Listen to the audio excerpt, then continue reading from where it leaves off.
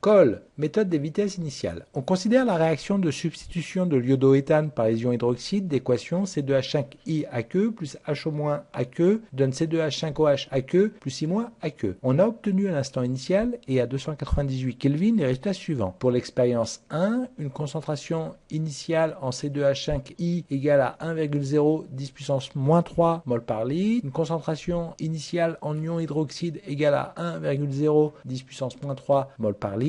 Et une vitesse initiale égale à 0,90 mol litre moins 1 minute moins 1. La vitesse initiale s'écrit V0 égale K fois la concentration en iodoéthane à l'instant initial à la puissance alpha fois la concentration initiale en ion hydroxyde à la puissance bêta. Petit 1. Expliquer cette méthode et déterminer à partir des données les valeurs des exposants alpha et bêta. Petit 2. Calculer la constante de vitesse K.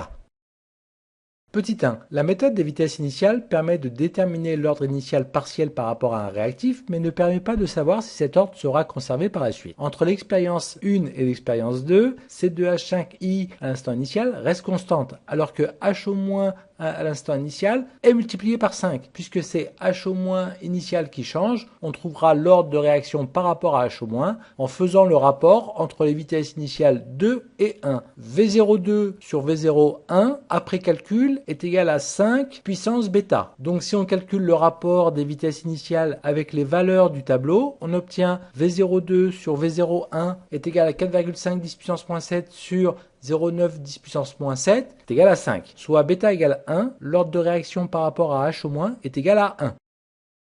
Entre l'expérience 2 et l'expérience 3, la concentration initiale en ion hydroxyde reste constante alors que C2H5I initial est multiplié par 2. Puisque c'est C2H5 initial qui change, on trouvera l'ordre partiel de réaction par rapport à C2H5I en faisant le rapport entre les vitesses initiales 3 et 2. V03 sur V02 est égal à 2 puissance alpha. Donc si on calcule le rapport des vitesses initiales avec les valeurs du tableau, on obtient V03 sur V02 est égal à 9,0 10 puissance moins 7 divisé par 4,5 10 puissance moins 7, c'est égal à 2, soit alpha est égal à 1. L'ordre de réaction par rapport à C2H5I est égal à 1.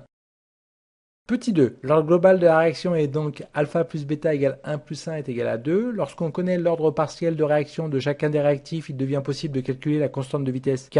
La vitesse initiale s'écrit alors V0 est égal à K fois la concentration en C2H5I à l'instant initial fois H- à l'instant initial. Et K est égal à V0 divisé par C2H5I à l'instant initial fois H- à l'instant initial. On utilise les valeurs de l'expérience 1. C'est égal à 0,90 10 puissance moins 7 divisé par 1,0 10 puissance moins 3 fois 1,0 10 puissance moins 3. On trouve une constante de vitesse égale à 9,0 10 puissance moins 2 mol moins 1 litre seconde moins 1. Remarque, l'unité de K, mol moins 1 litre seconde moins 1, l'inverse d'une concentration, l'inverse d'un temps, correspond bien à un ordre 2.